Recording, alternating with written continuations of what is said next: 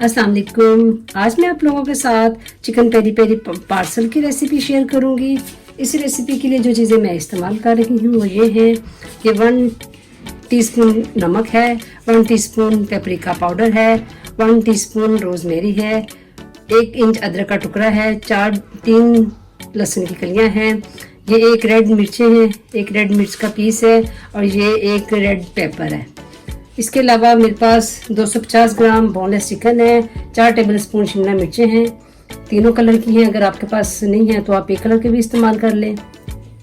4 tablespoon चीज़ है, 2 tablespoon सिरका है, 4 टेबलस्पून कुकिंग ऑयल है और 1 टीस्पून के करीब इसमें पेरी पेरी सॉल्ट जाएगा। ये देखें, ये है, अगर है तो डाल दें, नहीं है तो कोई मसला नहीं, इसको आप छोड़ दें। तो ये एक शीट है जिसको पफ पेस्ट्री बोलते हैं। ये बाज़ार से बिल्कुल इजीली अवेलेबल है, आराम से मिल जाती है, इसका इस्तेमाल करेंगे। तो अब इन सबको डाल के अपनी मिक्सी में तो एक पेस्ट बना लेंगे। सबको मिक्सी में डाल के तो अपना पेस्ट तैयार कर लेंगे।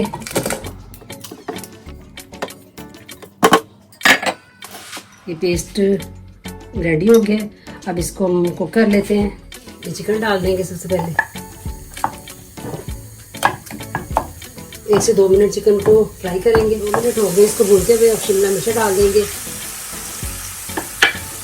अपनी सॉस भी डाल देंगे। जब मैंने सॉस तैयार करी थी इसमें मैंने 2 चम्मच पानी डाले थे, तो आप भी पानी डाल दें। सारी सॉस भी डाल देंगे और इनके साथ सिरका डाल देंगे। ये पेरी पेरी सॉल्ट अगर आपके पास अवेलेबल नहीं है तो आप मत डालें, कोई मसला नहीं है। अब इन सबको अच्छे से मिक्स कर लेंगे। अब ये सारा मिक्सचर रेडी हो गया, ये देखिए। अब इसको अपने बॉल में ट्रांसफ़र कर लेते हैं।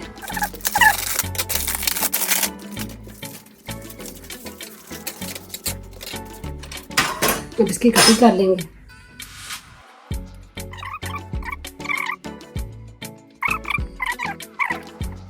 अब इसके ऊपर थोड़ा सा चीज़ नीचे भी रखेंगे। अब इसमें मिक्सर डाल देंगे, मिक्सचर जो हमने तैयार किया था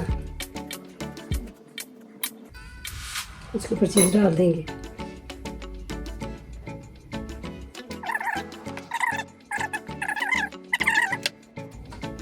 अब इसको बंद कर देंगे। ये यहाँ से उठाएंगे और ये यहाँ से उठाएंगे, दोनों यहाँ से और ये यहाँ से, ठीक है।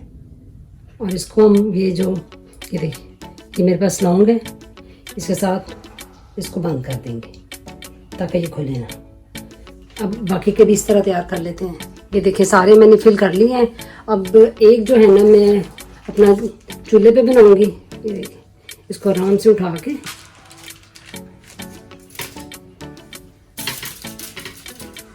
ये मैंने इस तरह के फॉइल में ये मैंने रख दिया है। आपके घर में कोई ऐसा स्टैंड होता है, अक्सर घरों में ये स्टैंड होता है, तो इसको इसमें रख के ये बर्तन मैंने प्रीहीट किया हुआ है। ये नमक है, इसको मैंने डाल के अच्छे से गर्म कर दिया है।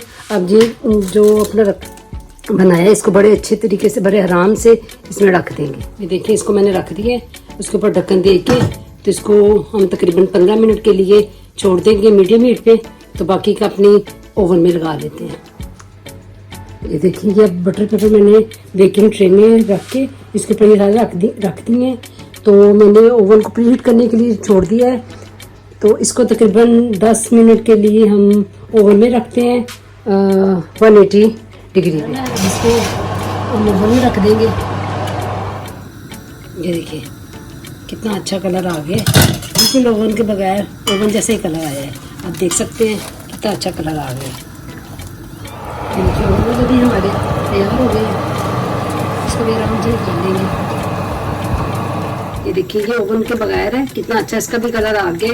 और ये ओवन वाले हैं, कोई इसमें कोई डिफरेंस नहीं है कि ओवन वाला अच्छा बना है या बगैर ओवन के अच्छा बना है। ये ओवन वाला है, ये ओवन के बगैर है। आपका जो दिल जाए आप बनाए।